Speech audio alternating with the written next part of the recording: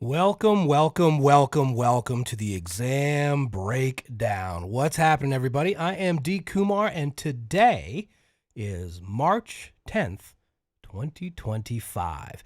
And we are here to go through some topics and some questions to help you get through real estate examinations, whether you're studying for your salesperson's exam or your broker examination, anywhere, everywhere, all over the place in the U.S.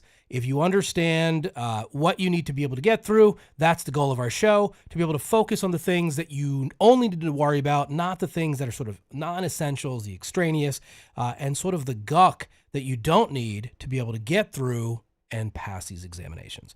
My goal of this channel is to help you pass. And today what we do is we're going to be going through a topic. We're going to cover a few things. I'm going to give you my 2 cents on what I think you ought to know about it and also sort of what you can disregard. We're going to go through some questions. And it's a brief little sort of meeting that we're going to have here to kind of go through a topic. And the goal here is, during like a lunch break or something, don't worry about it if you can't join us live. It's great if you do. We totally appreciate it. If you have questions, leave them in the comments.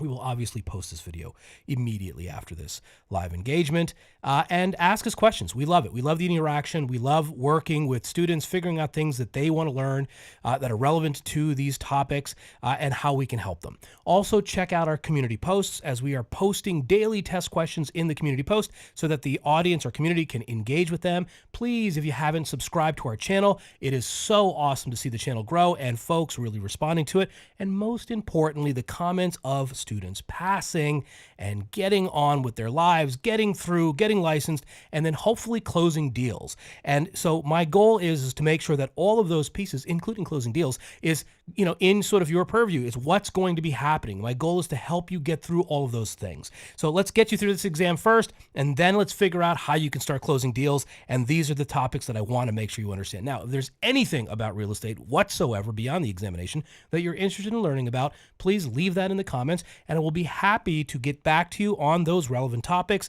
Anything real estate, we are here for you. Let's get into today's topic. Today's topic is a topic that brokerage is subject to, like many industries, and that is antitrust. And so we want to know a little bit about antitrust laws and where you could see these on examinations. We're going to craft some questions for you that could be very specific to the brokerage business, and we're going to review those, and that's coming up next. So let's jump into it as we get into antitrust in real estate. All right, here we go. Just looking over my shoulder, making sure everything's streaming well as we are looking at this slide. I just want to make sure that we're good. Looks like we are. All right, let me kind of tweak this slide a little bit. All right, antitrust laws are, the brokerage business is subject to antitrust. And so the idea here of antitrust is to promote fair competition and to prevent unfair business practices. What we have determined in a laissez-faire, invisible hand economic system based and rooted in capitalism is we have found that when the consumer has options, then that is something very healthy for our economic system. And when they have these options, it inspires two competitors to be better and to work harder and to provide more value to the consumer base when it comes down to things, anything, including commodities. So the reality here is we have built a system that works on that foundation. And antitrust laws are a massive tool, a very useful tool in our tool bag that we can utilize to start tamping things out. All right, think about it like this. What if you want to get a cell phone and there's only one cell phone company that you can work with? Well, they charge us a fee. Well, how do we know that fee is fair? How do we know that fee is what the market allows it? How do we know that we couldn't come down in price because of market pressures, in terms of competition? And how do we know that this is, so basically what antitrust does is when one competitor or one industry has a clear front runner, and that front runner is eliminating any possibilities of other folks getting into that business, or very strategically in collusion with one another decide to do something that goes against this system that I was just describing, that's when they throw antitrust laws at it. Now, there's a federal antitrust law, and then states have antitrust laws. Here's what you need to know. In real estate, these laws prevent price fixing, market allocation, and unfair restrictions on competition. Let me just get something to write on. Here we go. So here is something that you definitely want to know. Violations can result in fines, legal consequences, and loss of license. You can go to jail if, as an individual, for violating antitrust laws. You can be fined hundreds of millions of dollars if you're found in violation of antitrust laws as a large corporation. So antitrust law is nothing to be messed with. But the fundamental here is it's to promote fair competition and prevent unfair business practices. Really, it's about price fixing. Taking the market and divvying it up. Hey, I'll work in this community, you'll work in that community. I won't go into your community, you stay out of my community. Well, the consumer suffers here if we have that kind of breakdown.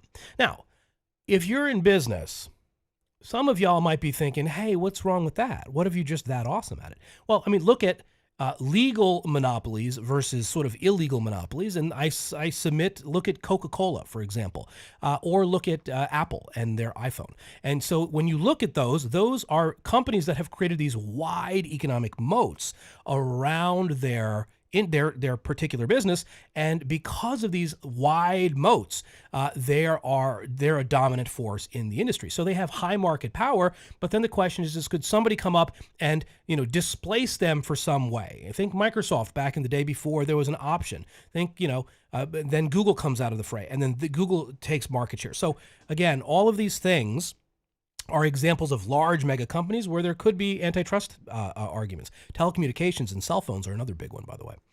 Okay, so we know what the violations are. Let's keep going.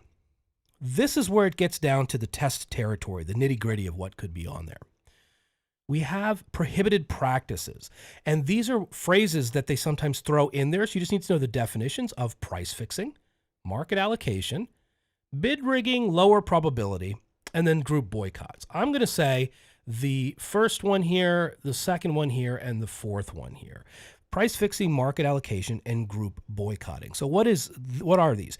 Price fixing is when competitors agree to set standard commission rates instead of letting the market decide. As you're getting into the industry, depending on the jurisdiction that you are practicing in, the state, the location, the community, right? It is customary to see standard charges, but these charges aren't fixed. They're what the market is willing to offer for these services. And so what the National Association of Realtors did for a long time is they helped to encourage the overall unification of fees and in services.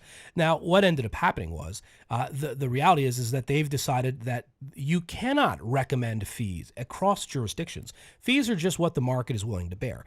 In some markets, they might pay 7% to sell a house. In some markets, they might pay 5%. In some markets, it might drop it lower to 2 or 3. So again, it depends where the market is, and it depends what parties are willing to do. However, all pricing is 100% negotiable. Your commission splits that you'll negotiate with your firms are 100% negotiable.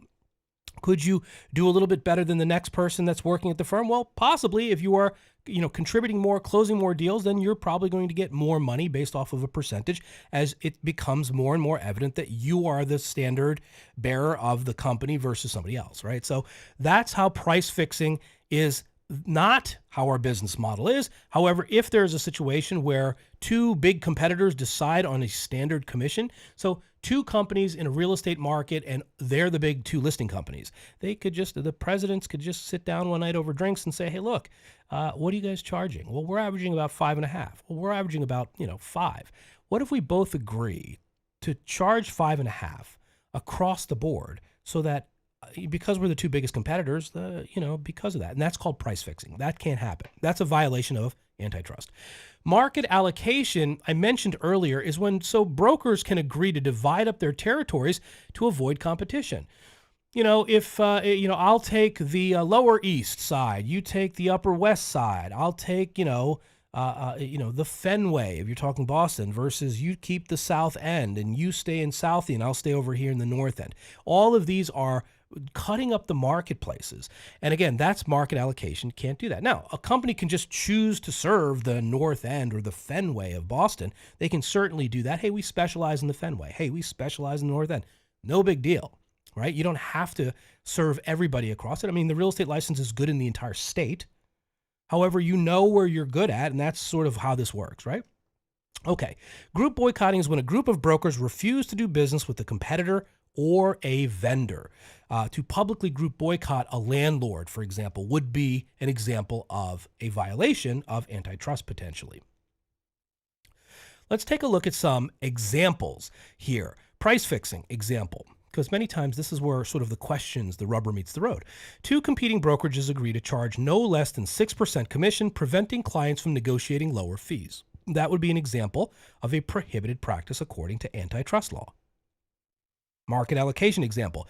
Two real estate firms agree that only one will handle transactions north of Main Street and the other will take the south side, eliminating competition. That's called market allocation.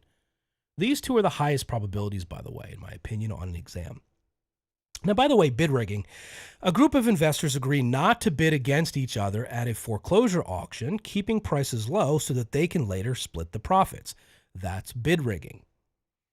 Group boycotts. Several traditional brokerages agree to exclude a discount brokerage from the MLS, making it difficult for them to compete. So a lot of folks in the brokerage industry hate discount brokerage firms. These are firms that try to undercut when it comes to prices to maintain some sort of a durable advantage. In the undercutting of prices, it can, agitate other competitors that like to keep their pricing, relatively high. Now, listen, to each their own, which is why you can charge whatever you want for your services. Now, I'll even tell you this. There is such a thing as gratuitous brokerage, which means you can do it for free. You can take a listing for free, list it on multiple listing service for free, and offer no commission for nothing on MLS. Now, the marketplace might respond negatively to that. Another brokerage firm might say, well, I'm not bringing buyers to this house if this agency isn't paying any commission or compensation. So all of a sudden, you could see the paradigm shift. Some, discounter could come in and say, we're no listing fees. We're not charging any listing fees.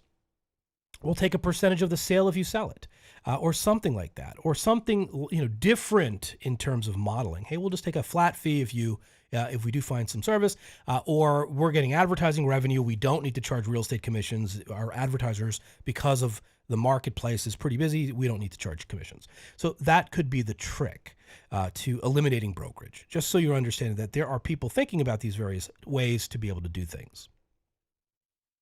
Let's check out a question. Get out of your way. Which of the following is an example of price fixing? Letter A, two agents working for the same brokerage charging the same commission. Letter B, two competing brokers agreeing to charge a minimum 5% commission. Letter C, an agent charging a 5% commission for sales under $600,000, but 4% for sales $600,000 and over. Letter D, a brokerage setting its own minimum commission rates independently. Which of the following is an example of price fixing? And the answer is letter B, two competing brokers agreeing to charge a minimum 5% commission. And again, this is relatively easy to be able to identify. When two competitors, so if it says something like that on the exam, two competitors do this or two competitors do that, now you know that they're sniffing around this price fixing thing and they're agreeing to do that. They're working in collusion. And because they are colluding together to do this, this is a violation of antitrust, specifically of price fixing.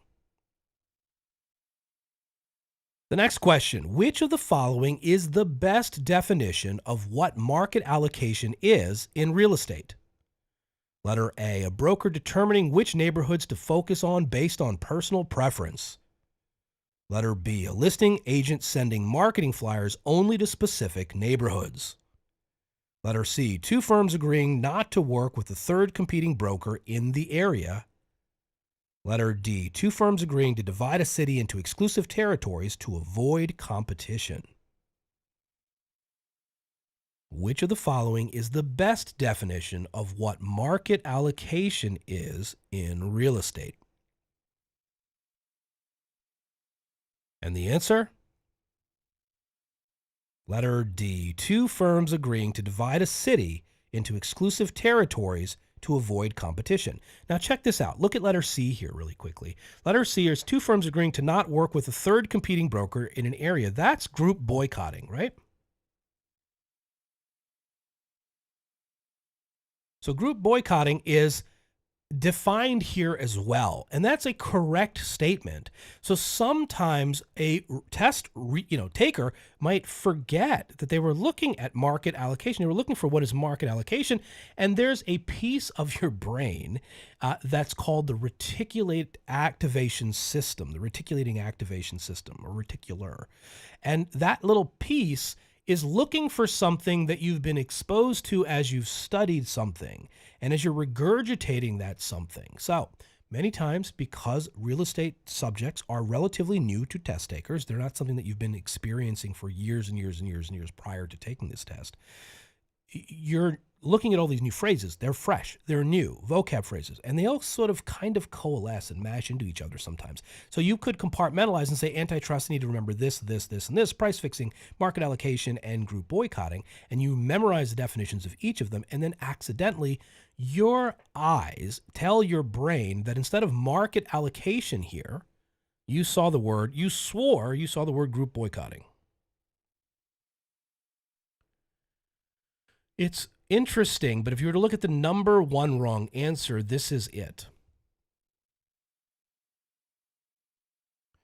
And sometimes people get a little confused with these two, letter A and letter B, but really they accidentally picked letter C as a correct answer because that is a correct statement. So just be mindful of that stuff. The mind plays tricks, and you need to be able to be careful about that as you're taking tests under stressful conditions, which here's something that I would do. I would read all of the answers before I looked at a question like this. I wouldn't even do that. And when I do that, I can go, oh, wait, that's the definition of group boycotting. Oh, interesting. That's the definition of market allocation. The other two are nothing.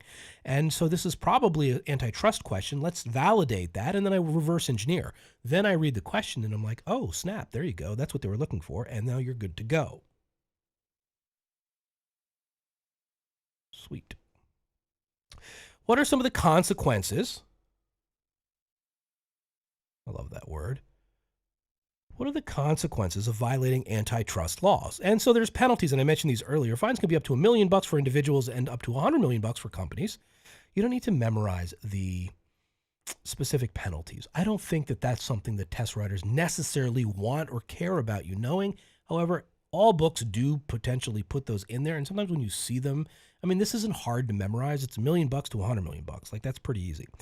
Possible prison sentences up to 10 years in federal prisons. Ooh. So what are you in for? Bid rigging. You get the bottom bunk. All right, civil lawsuits, treble damages, triple and actual harm caused. So this is where the money could, really quantifiable damages. How much did it injure the other company that brought the suit, etc., or the industry as a if the attorney general gets involved in that. So that's a pretty nasty number. And then loss of real estate license and reputation damage. Obviously, there are suspensions, if not revocations, of these if you're caught doing these various things. All right, so you understand the consequences of violating antitrust. You understand examples inside of that world. How do you stay compliant? We avoid discussions about commissions with competing brokers. Or, keep it pretty, surface level. Negotiate fees individually and do not imply a standard rate. Do not divide territories or agree not to compete. And then educate your team on antitrust laws to prevent unintentional violations. Many times it could be unintentional. It could be a team working inside of an organization that's doing this with another team that's competitive with them in the marketplace at another firm. So we want to make sure that none of this stuff is happening. So it does benefit the brokerage company to be able to analyze what's happening, look at trends, look at data, make sure that the deals that are being done in certain organizations, certain teams, certain offices are congruent. And, there's none of this happening because if you are facing an antitrust lawsuit, it is mega expensive. Even just to hire a firm to fight it is going to be so expensive, if not cost prohibitive, if not potentially, wipe out a company just from those alone to deal with it. Okay, so it is very, very nasty. It's relevant in the industry clearly, but for examinations, you want to stay on those, those specific ones, and you should be good to go. Let's take a look at this question.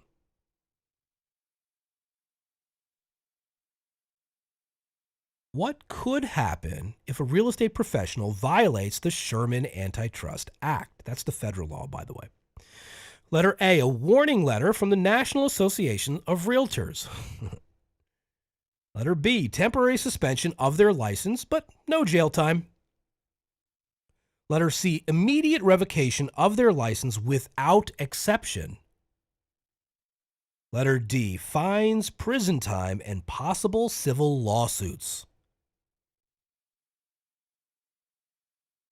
What could happen if a real estate professional violates the Sherman Antitrust Act? And the answer? Letter D, fines, prison time, and possible civil lawsuits, as we just saw in the previous slide. So you definitely want to know, warnings from the National Association of Realtors. No, that's not going to happen. All of these other things. Obviously, immediate revocation of their license. Now, this is something that you want to understand. I did mention that there could be loss of license, but there's no immediate revocation of licenses. In situations like this, even if you were found allegedly discriminating against somebody, as acting as a professional, you still are going to be given a hearing. You're still going to be given the ability to appeal your side of the case. There isn't this automatic suspension or switch off. So even if you violate antitrust laws, a board of real estate professionals are going to still review the case before they make a decision. So it's not immediate. Temporary suspension of their license, but no jail time. That's not necessarily true. And then a warning letter from the National Association, that's doesn't matter, right? So you leave that out of it and then look at the other three objectively, and D is the clear-cut winner. The next question, what is the main purpose of the Sherman Antitrust Act? Letter A, to ensure that agents and brokers are paid fair, fixed commission rates. Letter B, to protect their fair competition in real estate. Letter C, to set standard commission rates in order to protect consumers from price gouging. Letter D, all of the above. What is the main purpose of the Sherman Antitrust Act? Give you a second.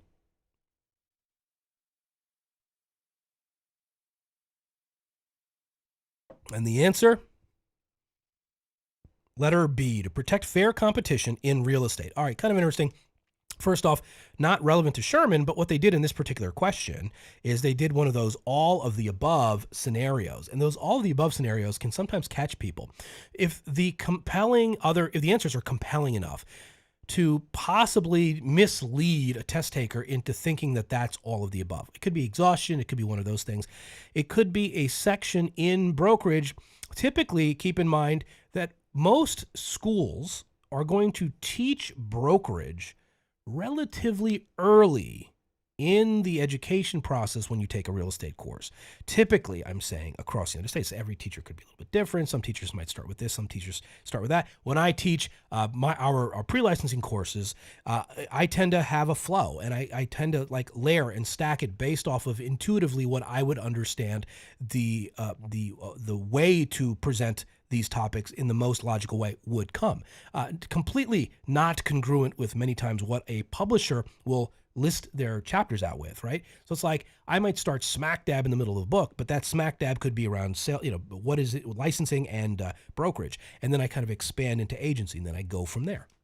Other instructors might go, we start with chapter 1 and we go through chapter 21. So whatever, you're poison. But I'm just telling you, most often, because you're getting licensed in brokerage, many times the instructors are going to start you off relatively there. So why am I telling you that? Many times a student may not be poised to be able to handle this level of information in such a condensed amount of time. It's like drinking water through a fire hose for many, and that's early in the game. So many times you don't have the temperance yet to maybe vibe with the instructor, and you're like, oh my God, this is so much information. So oftentimes people miss information like Sherman Antitrust because it's taught so soon in the course, right? And because of that, and again, I know these nerdy things because I've trained so many thousands of people and taught all kinds of different publications and everything else along the way. So the main purpose of the Sherman Antitrust Act is to protect fair competition. This is obviously the red herring. Be very, very careful when you're doing that. Now, many times on these all of the above style questions, if you already get them, they are all of the above. But sometimes they'll throw in tricks like this to purposefully deceive you. And so you want to really focus on the questions and the answers here. You want to really read these two answers and make sure and compare them to the third, now that you can eliminate basically potentially that. So the minute you find that one of these items is incorrect, like to ensure that agents and brokers are paid a fair fixed commission rate? Well, no, commissions are 100% negotiable. So letter A is absolutely incorrect. And as soon as I see that, I can quickly eliminate D. And now it's between B and C. So if I got a 50-50 this, I'm going to see if I see all of the above. The minute I see that, the next thing I'm doing is looking to validate any of the other ones to see if any of that language is incorrect or incongruent with the other three answers. And the minute I have figured that piece out and I validate it by looking at the question, then man, I can eliminate 2 immediately, and then I can get that 50-50 if I got to guess. Now, I'm not a huge proponent in guessing. However, if you don't know the answer, then you do ultimately need to take a guess, because you're not getting any credit for just leaving an answer blank. So you have to take a guess. I would rather use a method, a lattice work that I understand, that I teach, to be able to get people the higher probability versus guesswork, like just blindly guessing. But again, I digress. That's not for this discussion. Right now, you just learned about Sherman, and that was question number 4. All right. So that is all of the stuff for Sherman Antitrust. Just as a recap, today we went over Sherman Antitrust Act. We learned about what it is at the big picture. It's trying to make sure that consumers have choices. It's to make sure that we are able to do various things in the industry and make sure that we're not suffering as consumers. It's to make sure that we prevent market allocation and price fixing and unfair restrictions on competition, to promote fair competition and prevent unfair business practices. We learned about different types, and like the Sherman Antitrust Act, and sort of why it's so big. It's the foundation of U.S. antitrust law. It prohibits monopolies and anti-competitive behavior. It applies to real estate professionals, brokers, and firms that engage in unfair business practices. We learned about price fixing, market allocation, and group boycotts. And we looked at some examples. Recheck the videos and you'll see these examples come up. And you want to know some examples for the exam. Then we started looking at some examples of what these are and how they might bring these questions on examinations. And then we talked about the consequences, the penalties and fines. How do we stay compliant in the business? Made some suggestions. And then we looked at questions about Sherman Antitrust specifically. What is the main premise of the Sherman Antitrust Act? And that brought us to here, this moment. And in this moment, I want to thank y'all for spending some time with me. Hopefully, the time that we spend together will yield you much success. Good luck with your studies and good luck on your tests. I am so excited to be here teaching, spending some time with you, my vast student body. I love the fact that you're all over the United States. It's really cool to see different folks passing all over the place from different states, knowing that our content is helping you crush and throw out and spit out that examination. Man, it makes me happy. Now, move forward as you pass, and I wish you much success in your industry, in your business. Make that happen. I'm excited every step of the way. For those of y'all that have subscribed to our channel, thank you very, very much. So much. From me and my team, we are thrilled at the explosion of what we're doing, and the fact that it's helping people is the best. For those that haven't subscribed and you're new to the channel, please consider subscribing.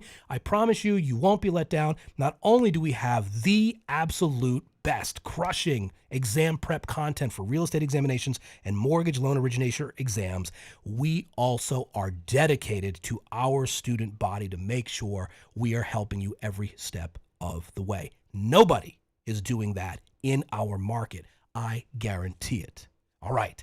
So without further ado, thank you very much for hanging out with us. I wish you the best. We will see you in the next one. On Wednesdays, we're doing the exam breakdowns for our mortgage loan originator friends, and we're going to be covering some awesome topic that will cover some piece of that examination to help you get through it.